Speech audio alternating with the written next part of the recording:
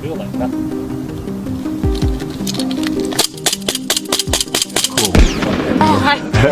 That was great. Not only has Kesha Brown been in our news before, but her friends say she was also a victim of a horrific crime in the past that made headlines in Atlanta. July 1st, 2016, Duluth, Georgia. Jokisha Brown pulled into a strip mall parking lot on Cheshire Bridge Road just after 6 p.m. She had an appointment. Nails, makeup, nothing fancy. Just getting ready for her 36th birthday the next day. She parked her Mercedes, grabbed her phone, probably checked the time, and then someone walked up to her car and fired multiple shots through the window. She died in the driver's seat, hours before she turned 36. When Atlanta police arrived, they found her slumped over. Blood on the dash, engine still running. Her purse was still there. Her phone, her keys. The car hadn't been touched. Major Adam Lee, lead investigator, looked at the scene and said something that changed everything. This wasn't random. This was a hit. Nothing was stolen. No robbery. No carjacking. Just execution. But here's where it gets strange. Surveillance footage from the mall showed a man in baggy clothes loitering near the exact same spot. 24 hours earlier. Same guy, same outfit, just waiting. He came back the next day, fired the shots, ran. So the question investigators had to answer wasn't who killed Jokisha Brown. It was who paid him to do it. Because the man who wanted her dead, he wasn't anywhere near Atlanta that night. He was in another state, running scams, cashing fake checks, living free. But 3 months earlier, Jokisha had done something that signed her own death warrant. She escaped him, she reported him, and she became the only witness who could send him to prison for life. Her name was Jokisha Brown. And this is the story of how doing the right thing got her killed. What happens when the person you escaped comes back to finish what they started? Welcome to True Crime Footprint, where we unveil the darkest mysteries and the most terrifying true crime tales. Kindly hit that like button, subscribe to this channel, and turn on the notification bell so you never miss any of our new stories. Your support keeps these stories alive. Before we talk about how Jokisha Brown died, we need to talk about how she lived. Kisha, as her friends called her, was born in Jacksonville, Florida on July 2nd, 1980. Oldest daughter, single mom to her 11-year-old son, Jack, nicknamed Noodles. She graduated from June Ribot Senior High School and spent years working the local scene before she decided to chase something bigger. Atlanta, Black Hollywood. She wanted to model, act, dance. She got roles in music videos, landed a part in a film called Queen Pin, playing a character named Ronnie, a woman caught up in the world of a drug dealer, the kind of role that requires you to understand danger, to live it on screen. People who knew her said the same thing over and over. Her smile could light up a room. She was sweet, kind-hearted, magnetic, the kind of person you couldn't have a bad experience with. But her life wasn't easy. Her father, Joe Brown, passed away years before. Then her brother, Kenyatta, everyone called him Cayenne, died in the late 2000s. She was close to him, only 11 months apart. His death hit hard, but she said it brought the rest of the family closer. Then her brother Tavares, gone.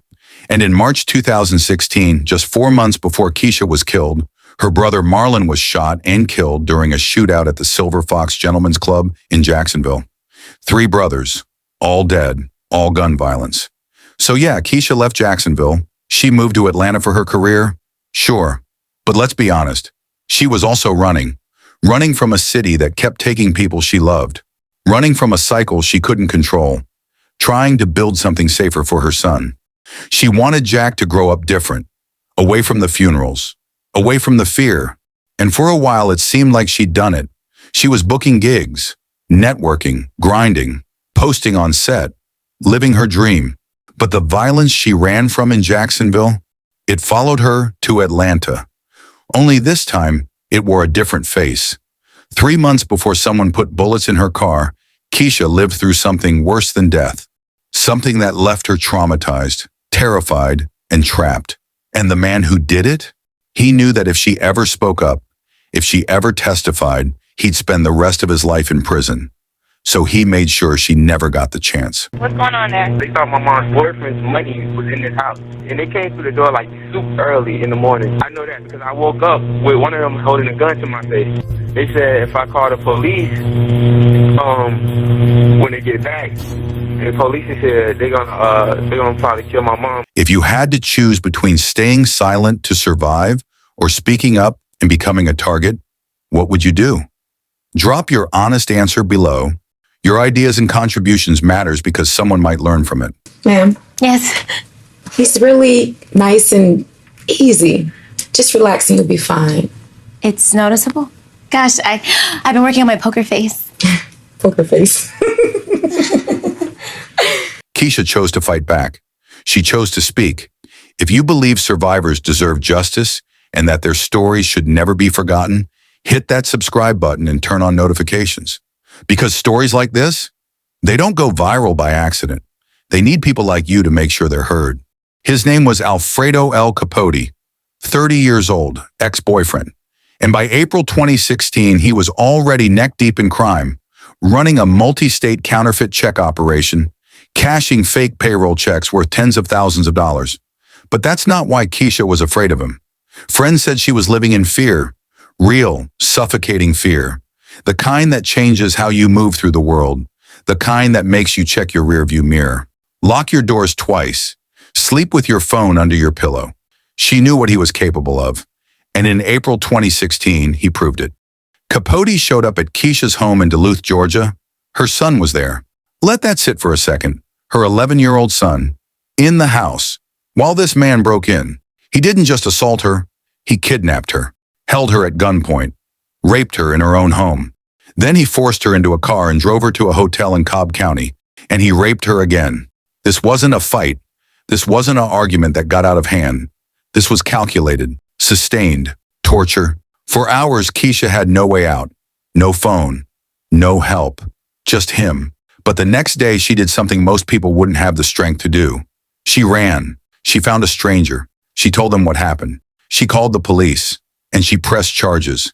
Kidnapping, rape, armed robbery, false imprisonment, aggravated sexual battery. If convicted, Alfredo Capote was looking at life in prison. Life. And that's when Kisha signed her own death warrant. Because the moment she escaped, the moment she reported him, she became the only thing standing between Alfredo Capote and freedom. He couldn't intimidate her into silence. She'd already spoken. The charges were filed. The case was moving forward. So he did what men like him do when they have lost control. He took her off the board. 3 months later, she's dead in a parking lot. Multiple gunshots. No robbery. No random violence. Just elimination. And the killer? Surveillance showed he'd been at that same spot 24 hours earlier. Same clothes. Same position. Just waiting. Because this wasn't impulse. This was planning. She did everything right. She escaped. She reported him. She fought back. So why is she dead and he's still breathing? Tell me what you think in the comments.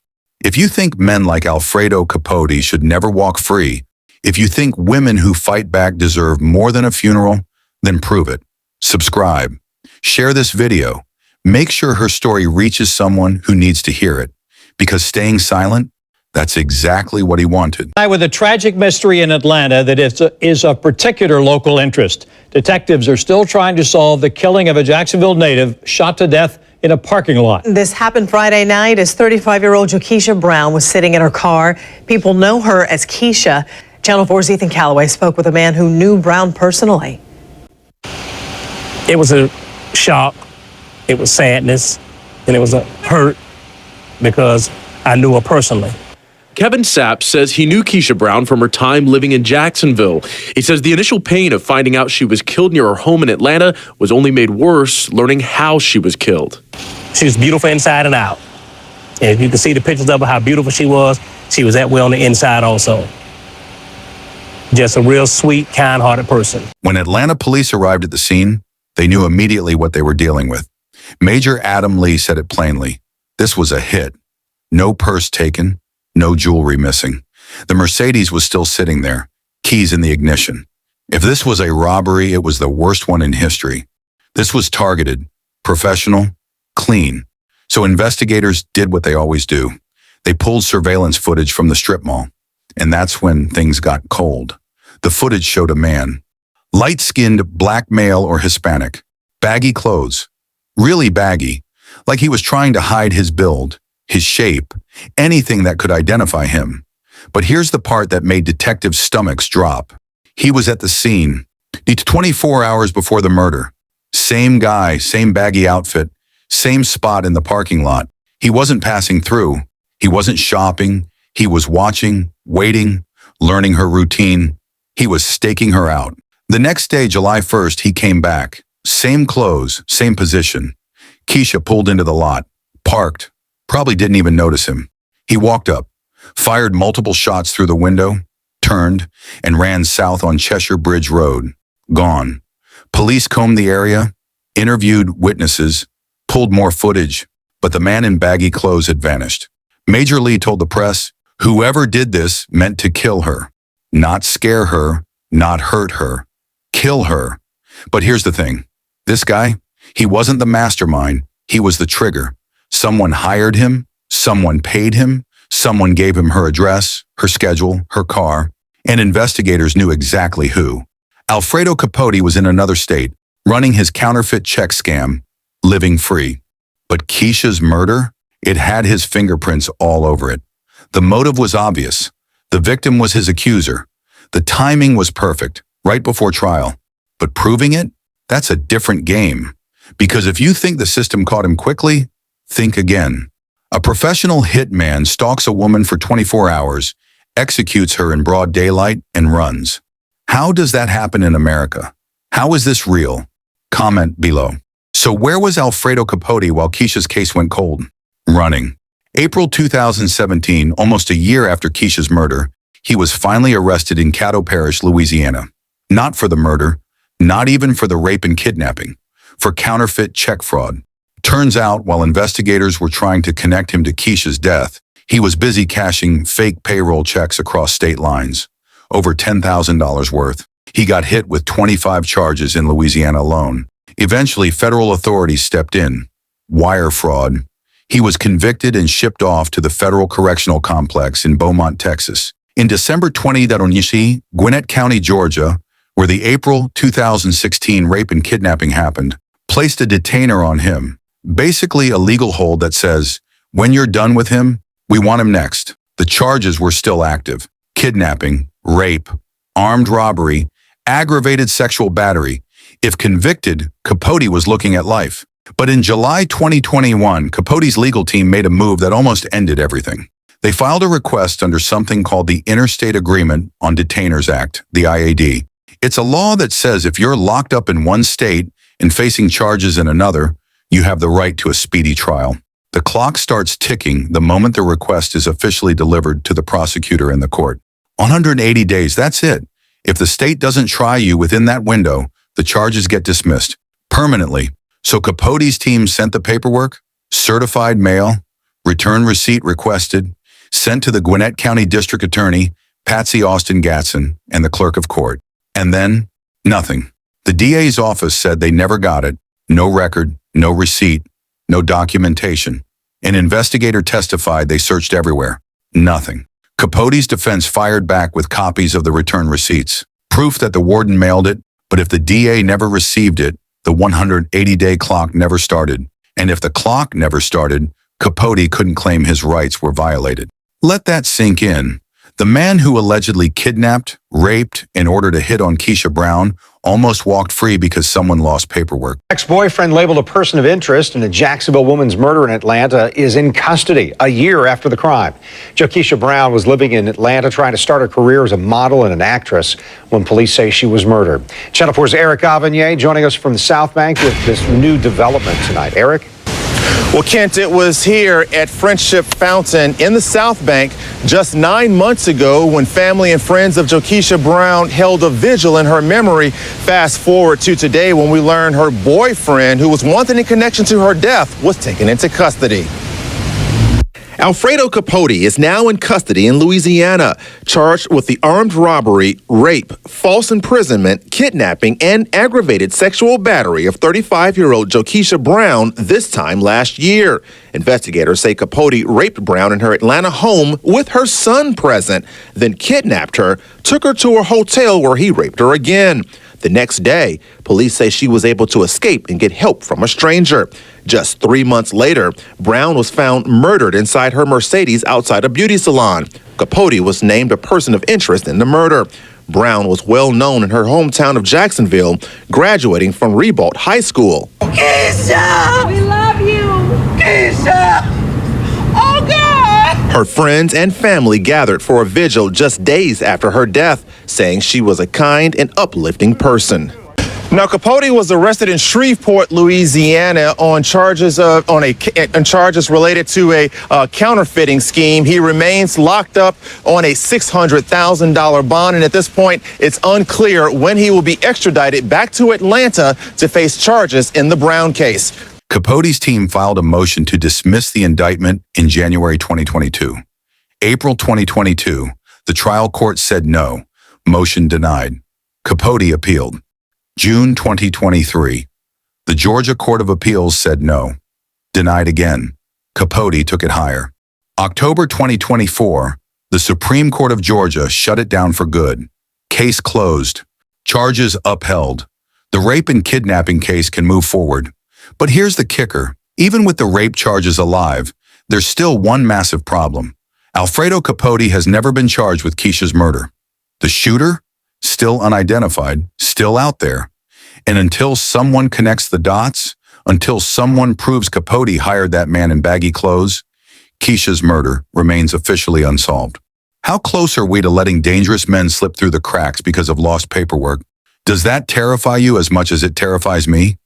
Drop your thoughts in the comments below. The man accused of kidnapping and this mother might never go to trial because of a mistake by a local district attorney. That suspect was charged and indicted in the kidnapping in Gwinnett County back in 2016. He was also named a person of interest when that same woman was murdered in Atlanta just months later. Last year, Capote filed paperwork that would let Gwinnett County transfer and bring him back to Georgia to face trial.